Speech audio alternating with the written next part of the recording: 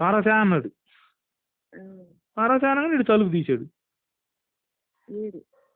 మేము మేలకుండా పడుకున్నాం. పోయింది. అరగంట నుండి వచ్చింది. రోజు వస్తాడు, వాడు రోజు వస్తాడు. వీడికి తెలుసు మనం తెలియకుండా ఉండాలని వాడేమో కేకేయటం ఆపడు. అందుకని ఆ గడప అమ్మటే వేసుకున్నాడు, ఆ తలుపు అమ్మటే తీసాడు, వచ్చాడు. ఇది పోయింది అమ్మటే. వాడంతా పెద్ద పౌరుషంగా అల్లోడానికి ఈడి అమ్మాయి సోడికి వస్తానని ఎట్లా సంగతి ఎట్లా వచ్చాడు అని అంటే ఎందుకు తెలియదు, పిల్లలకి అందరికి తెలుసు. ఒకసారి ముందు ఆగుతామంటే మీరు ముందు ఆగినా నేను మానుకోను అందంట.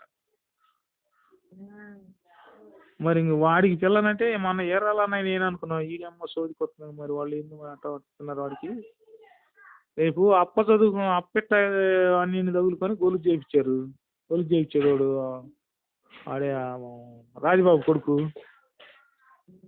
తల్లిని ఎట్ట చేశాడు, అప్పని ఎట్ట చేశాడు, రేపు పిల్లాన్ని ఎట్ట చేస్తాడు అనుకున్నాం. ఎవరు ఏం చేయలే, అది బెంగళూరు వెళ్ళిపోతున్నారు. సరే మంచిదేలే, అది వేరే విషయం అనుకో. ఏం చేద్దాం మనం. ఇది మనదాకా ఆళ్ళని వీళ్ళని ఓ 100 చూసింది, అందరు అయిపోయారు. తెచ్చుకున్నారులే, బాగుంటే మంచిదేలే, అది వేరే విషయం అనుకో. ఏం తెచ్చారో మరి మనకేం చూస్తా ఇట్లా చేసుకోవడం వాళ్ళేమో. ఇప్పుడు ఆడికి కూడా పెద్దోడిది కూడా చెప్తారంట.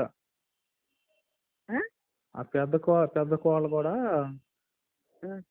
పెద్ద చెప్తారని ఊళ్ళో అందరూ ఎవరికో పుట్టాడు, పిల్లలు పుట్టాడు అని అనుకున్నారు. ఏడుంటున్నారండి, ఏడు ఉండకపోయినా వచ్చినప్పుడు కంపెనీ ఉండి తగులుకొని చేసి పుట్టారు అని చెప్పి నా దగ్గర. నేను అదే వాడి పేరు భూపతి అంకమ్మ లేడు, భూపతి అంకమ్మ, ఆయనతో ఫోన్ చేసి అంటే ఈ పిల్ల కూడా ఎవరో కంపెనీ ఉండి తగులుకొని పుట్టాడు మగ పిల్లడు అని అన్నారని అంటే అనుకున్నారు అని అన్నాడు. ఊరంతా అనుకున్నారంటే బాబు పెత్తరదంట. అది కూడా ఎవరు బండి పెడితే వాళ్ళ బండి ఎక్కిపోద్ది అంట, మగవాళ్ళ బండి ఎక్కడ కూడా. ఇప్పుడు ఆడ ప్రోత్సహించేటప్పుడు ఆటోమేటిక్ అదే అయిపోద్ది సిస్టమ్.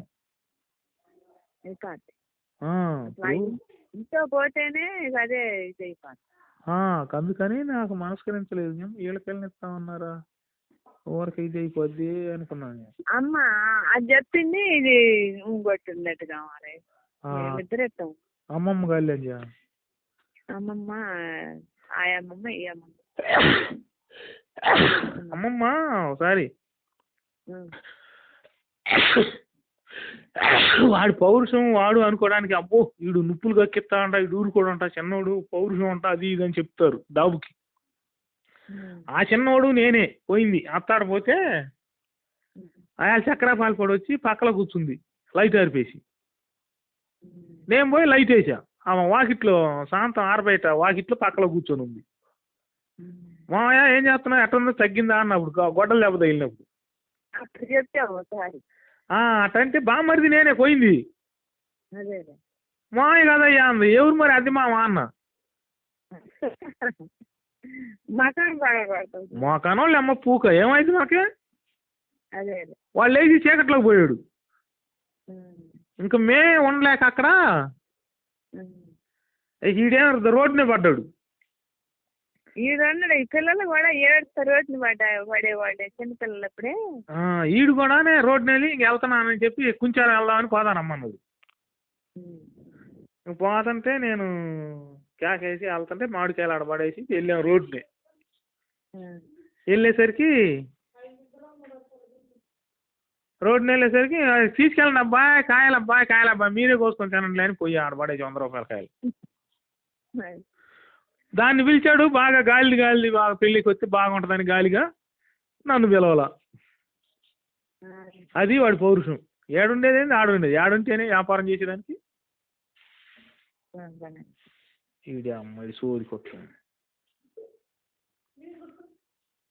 వాడికి ఇవ్వకూడదని కాదు, వీళ్ళు కాతే వీళ్ళు అమ్మ మొగుళ్ళు ఇంకా బ్రహ్మాండమైన గాలి వాటిని కూడా చేసుకుంటారు. దానికి కాదు, ఇవ్వకూడదని కాదు, ఇవన్నీ కాదు, పెళ్లి విషయం అనేది పవిత్రమైన భావంతో ఇవ్వాలి, పవిత్రంగా ఉండాలి ఎవరైనా. అది ఉద్యోగం చేస్తున్నాడు బెంగళూరులో. బెంగళూరులో ఉద్యోగం చేస్తున్నాడు. ఉద్యోగం చేస్తున్నాడులే, ఉద్యోగం చేయకుండా అట్లా చేసాడు అనుకో, ఉద్యోగం చేసినాకే వచ్చింది ఈ అహంకారం మొత్తం. అందుకని చెప్తాను. వాడికి నేను ఫోన్లో హ్యాపీ న్యూ ఇయర్ అని చెప్తే వాళ్ళ అక్కకి చెప్తే ఈడెత్తాడు. ఎవడో నువ్వు బద్మాష్ ఫోన్ పెట్టి అని అన్నాడు. బద్మాష్ అంటే నేను తల్లిని పొడికేస్తా, నేను గడి తీసానా బద్మాష్ అంటానికి?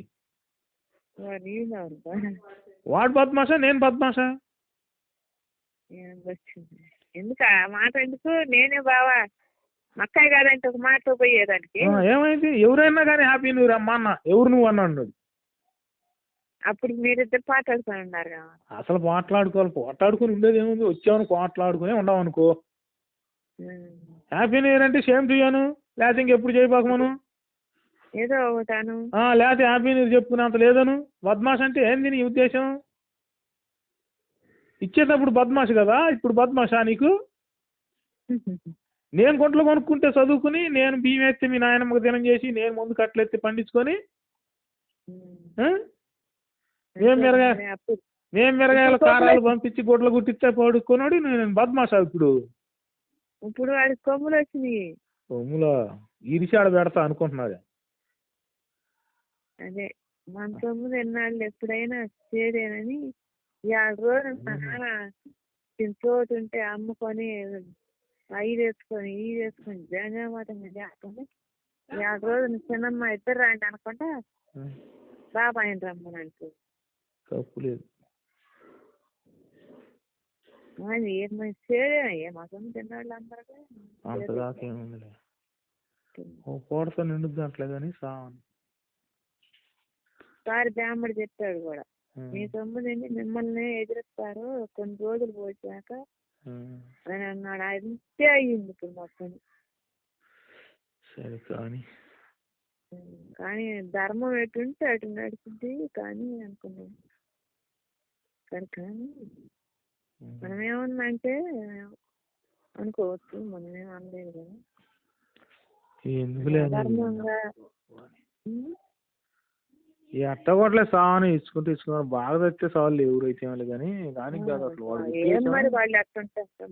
పౌరుషం గల్లోడల్లే నటిస్తాడు. పౌరుషం లేదు, బొక్కలేదు, లోపలికి పుట్టినాడు, సామడకు పుట్టినాడు కానీ.